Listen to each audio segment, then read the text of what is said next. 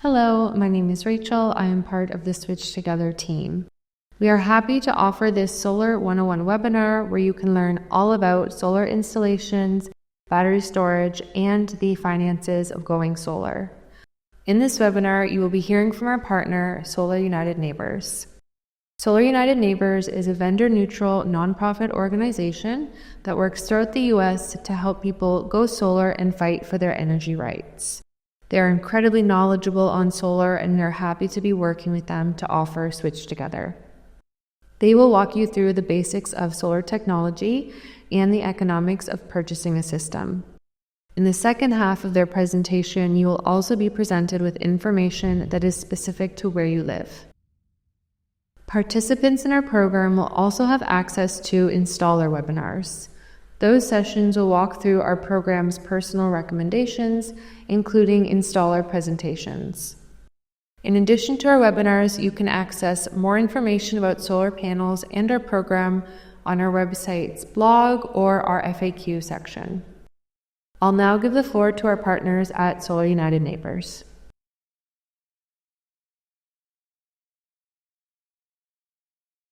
Hi, my name is Corey Ramsden. I'm the VP for Go Solar Programs here at Solar United Neighbors, or SUN, and I'm here to cover some basics on solar technology and economics. This information will better prepare you to make a decision on how to go solar. At SUN, we're a vendor-neutral 501c3 nonprofit that helps people go solar, join together, and fight for their energy rights. We're a national organization with staff all over the country. In 11 states, DC and Puerto Rico, we also offer bulk purchasing programs like this. Since we got our start in 2007, we've helped thousands of people go solar. Our story began with something called the Mount Pleasant Solar Co-op in Washington, DC back in 2007. Walter, pictured on the left, is the son of our executive director, Anya Schoolman. He and his friend Diego wanted to go solar. Anya looked into it and quickly found out that going solar wasn't so easy at the time. Walter and Diego went door to door around the neighborhood and signed up 50 neighbors interested in working together to untangle the complicated process. After lots of meetings and research and coordination, 45 neighbors in that first group went solar. After that, Anya started getting calls from people all over the country wanting to organize similar groups. Today, we focus on helping people go solar, joining together, and fighting for their energy rights. Sometimes that means an educational webinar like this, or it could be a solar happy hour to celebrate a new batch of solar homeowners. And sometimes it means defending solar energy bill crediting policies, or working to pass a state law to prevent homeowners associations from stopping solar, or working with a city to make solar permitting easier for everyone. Before we get into the presentation, I want to take a moment to address the inequities in our current energy system. Low-income and communities of color have the highest energy burdens. On average, low-income households spend 7.2% of their income on utilities, while higher incomes spend only 2.3%. Communities of color, particularly the Black community, bear an unfair share of the cost of energy production, but receive fewer benefits. Families of color are more often harmed by higher utility bills and shutoffs. On top of that, housing discrimination is a barrier to homeownership and thus solar ownership. Rooftop solar lets communities invest locally. It creates good local jobs, and it brings control of the energy system within our reach. We're working hard here toward a new energy system that everyone can participate in, one that is fair and equitable and has rooftop solar as the cornerstone. So let's get to the main part of the presentation. In this webinar, we'll be covering not only the technology topics you need to be a good consumer, but also the economics and incentives of solar that make it such a great way to invest in your home and lower your electricity costs for the long term. Today, we're talking about solar photovoltaic or solar PV technology. PV technology converts light energy into usable electricity. The majority of today's solar market is PV technology. Solar thermal is another residential solar technology. That would be for heating a pool or directly heating your home's hot water, but it is a small percentage of today's solar market. So we'll be talking about strictly solar PV or solar photovoltaic technology here. A solar panel is constructed of silicon cells and is surrounded by layers on either side to protect it from the elements and make it rigid so it can be mounted securely. The silicon cells convert the sun's light into electricity. These panels are connected to the roof through a racking system. Racking comes in a variety of types that allow solar installers to connect a solar array to just about any building or ground location. One of the most common roofing types is asphalt shingle. But for this type of roof, attachments are made to the rafters of your home through the roof and then waterproofed to prevent leaks, either through flashings, as seen in this photo. Specialized compression and sealant attachments are also an option. Those attachments provide the base for aluminum rails, and then the panels are bolted on top of those rails. Here's another roofing type. This is a standing seam metal roof that shows the use of clamps to attach to the roof seams and then to the racking that sits on top of it. Fun fact, this is my roof. I live in Washington, D.C., and this system has been on my roof since 2012, generating electricity to cover about 40% of my energy needs. So let's talk a little bit about what makes a good roof for solar. A solar array works best when it has direct sunlight hitting it. As you can see here, there are several factors that make a good roof for solar. Typically, a roof facing east, south, or west with minimal shade and enough space, usually at least 200 square feet, will be best for solar production. You also want to make sure your roof has enough life left on it so you don't have to pay someone a couple $1,000s, usually, to come back and uninstall the solar array, so a roofer can fix or replace your roof and then have a solar installer reinstall the solar afterwards. Generally speaking, your roof should have at least 10 to 15 years of life left on it if you're considering solar. If you have space and your local permitting rules allow it, putting solar on the ground is another great option. The panels can be pointed directly south and benefit from better airflow beneath them to maximize energy production. Ground mount systems cost a little more because of the additional materials and the need for trenching the wires underground back to your home. Not all solar installers offer ground mounts, and they may not be part of this program, so be sure to ask your installer if you're interested in that option. Solar inverters are the brains of the solar array. They convert the electricity coming from the panels into a form that your house can use. They also allow you to see energy production from the solar array and how it performs over time, because inverters report that information to an online monitoring app you can access. There are a few different kinds of inverters. String inverters, on the left, are a single unit that control many panels.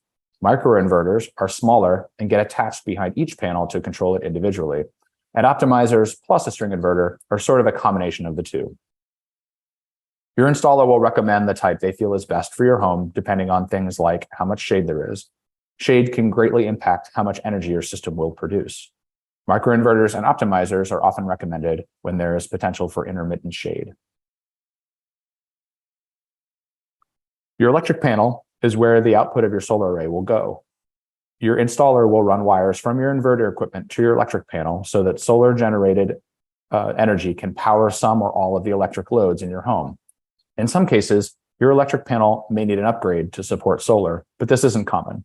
Your installer can tell you whether you need one once they take a closer look at your home. So let's put this all together. You can see here, we put all the components together in one solar array. The panels are on the roof. The wiring comes down into your inverter.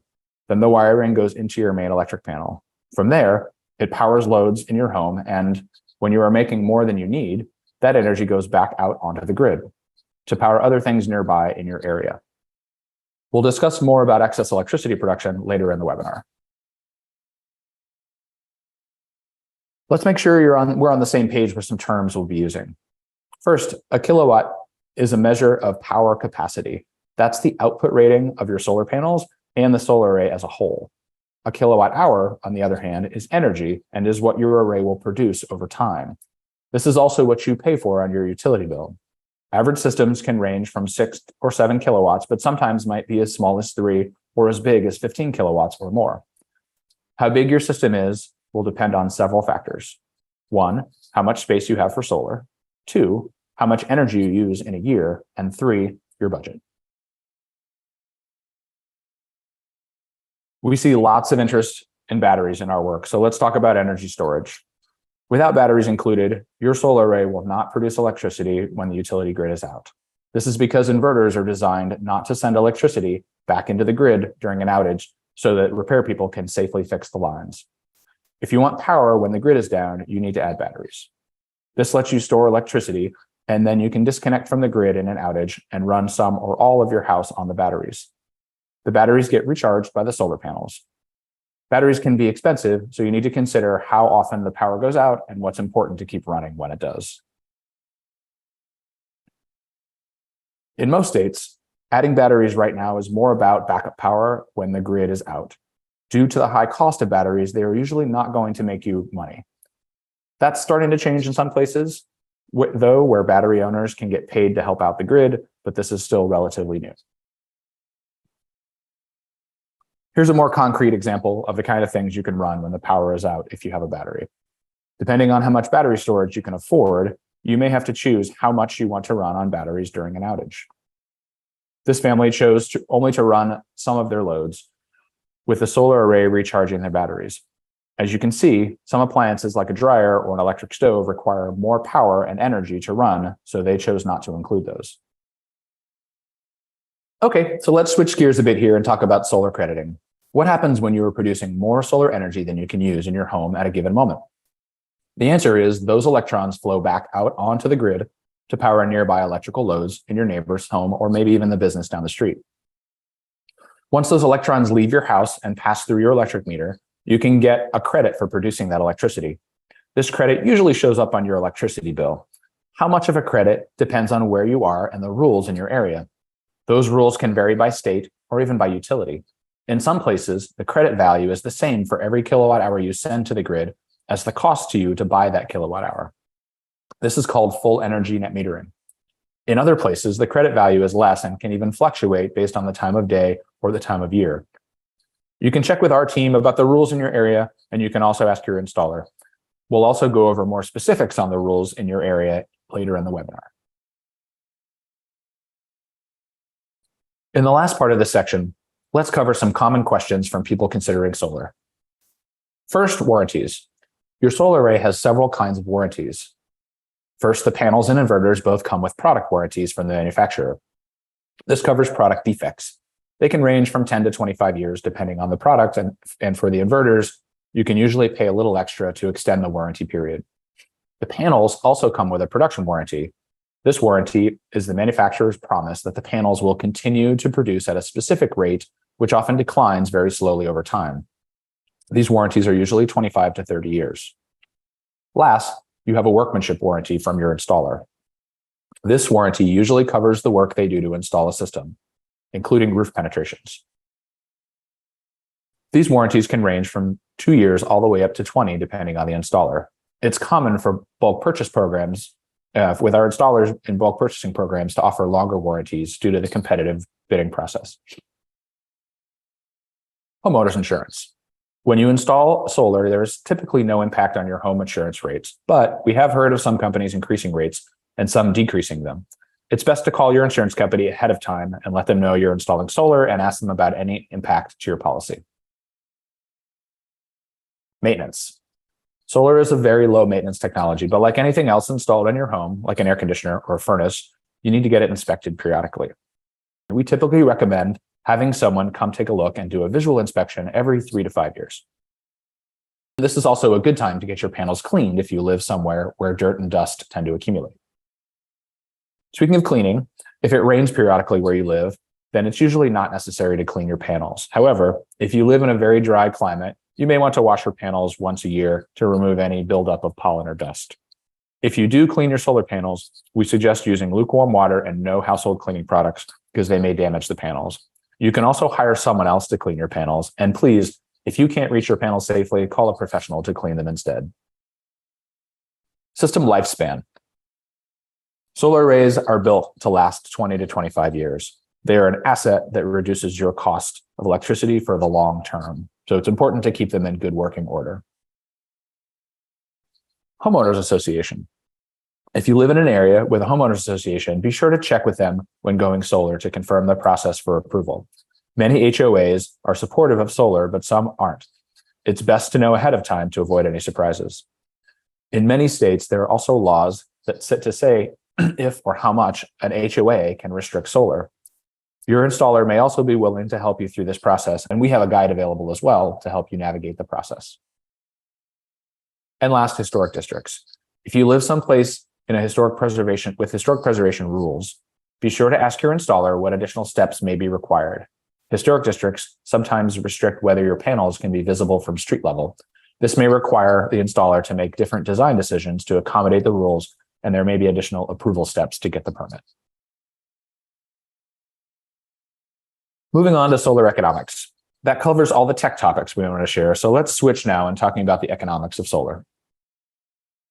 As you can see from this chart, the cost of solar has dropped dramatically over the years. Gone are the days of solar being a boutique investment for the well-off. Because of solar price declines and various financing options, solar is available to a wider and wider cross-section of people. As that price has come down, the main area of cost for installers has changed. The main takeaway from this graphic here is that the biggest cost to installers these days are soft costs, or in other words, everything but the equipment and materials. That includes the cost of finding new customers like you. This is one of the reasons that bulk purchasing programs like this work. They reduce the cost to installers to find customers, and you share that savings with them. One of the main drivers of the economics of solar is the federal tax credit. Available all over the country, and thanks to the Inflation Reduction Act of 2022, it's set at 30% of the system cost until 2032. This is a non-refundable credit, which means that it is directly reducing your tax liability. If there's any credit left over in 1 year, you can roll it over and take the rest of it in future years until it's used up. If you own your home, this credit is likely available to you. As always, with any tax issue, please consult your tax professional to make sure you understand whether this credit is applicable to your circumstances. To pay for solar, most people need some sort of financing. There are a lot of options available today. Loans are available through your installer, and you can also source those funds directly from your local bank or credit union, or even a home equity line of credit. In some states, third-party ownership is also available. In this arrangement, someone else owns the solar array and maintains it, and you just pay them monthly for either the use of the array, which is a lease, or for each kilowatt hour the array generates, which is called a power purchase agreement, or PPA. Thanks for listening. We're mostly done, but there are some solar topics that are more specific to where you live, like how solar is credited and valued, state and local incentives, some local tech considerations, and local pricings for solar. We'll cover these topics next.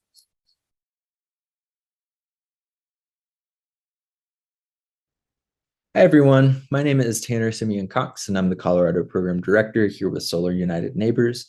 I'm going to be talking about some locally specific information whenever it comes to going solar in the sort of greater Denver area. To get us started, we're going to take a look at net metering. So in this area, every kilowatt hour that you send back to the grid has the same value as a kilowatt hour you buy from the grid.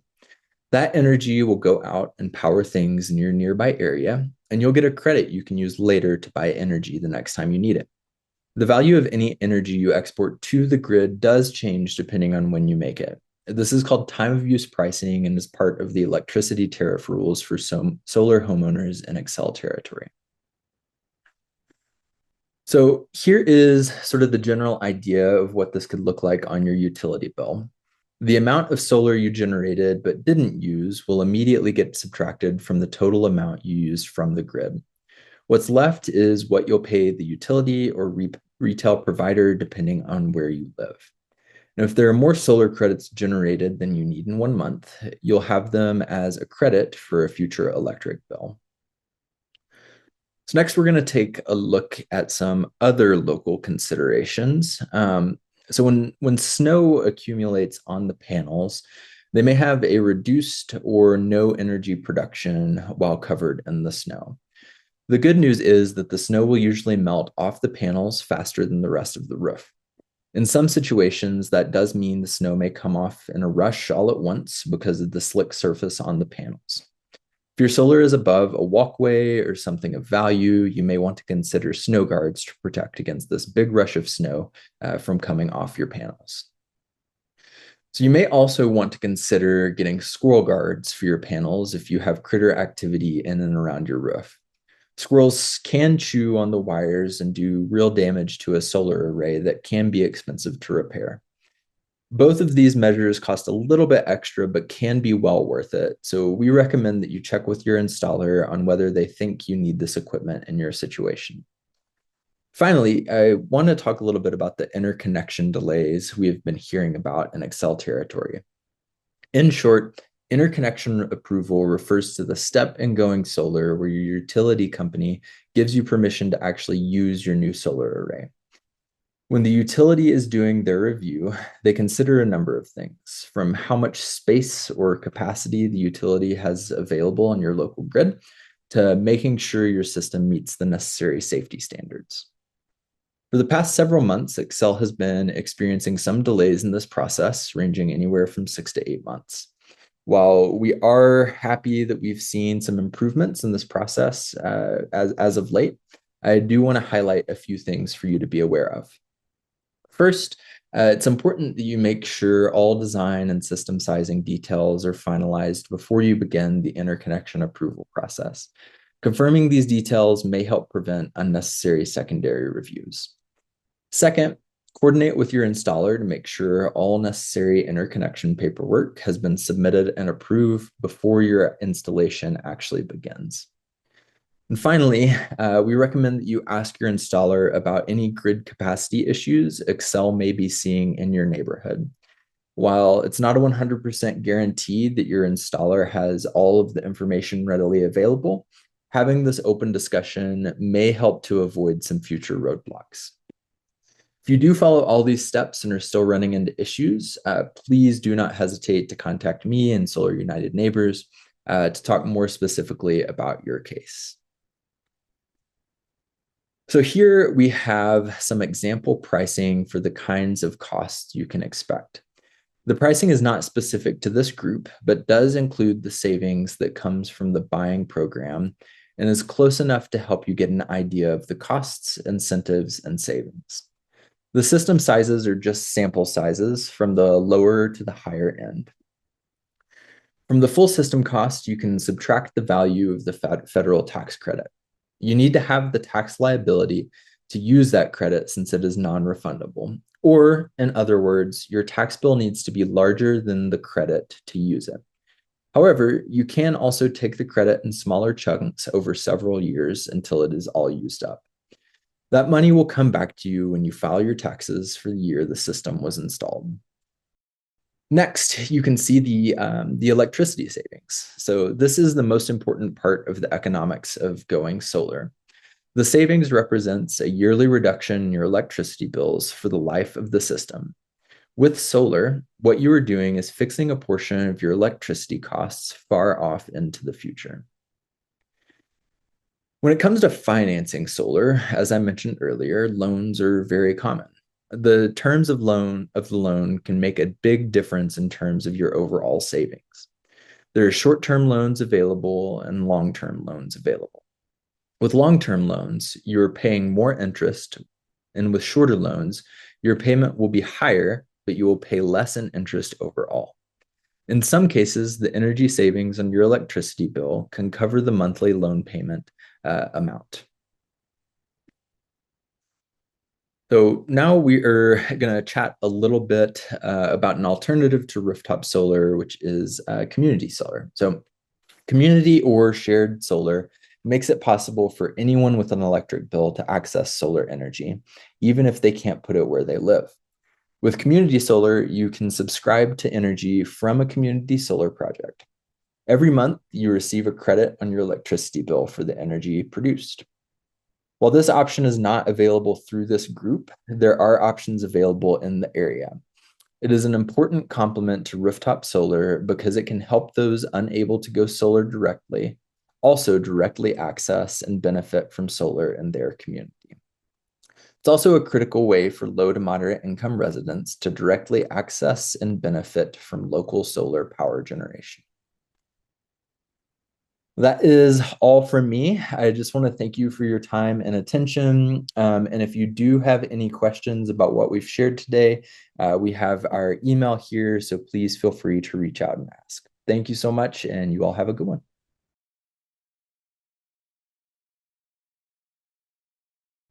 All right, this brings us to the end of the webinar. Just a few final comments. If you're interested in participating in our program, you can take a free roof test on our website to see if your home is suitable for solar. It's completely free to participate, and there's no obligation to accept if you register. Lastly, a survey about our webinar will pop up on your screen.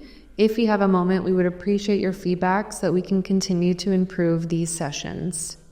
That is everything. Thank you for attending. We hope you found this useful. If you have any questions, please visit our website or contact our help desk at solar@switchtogether.com. Thank you.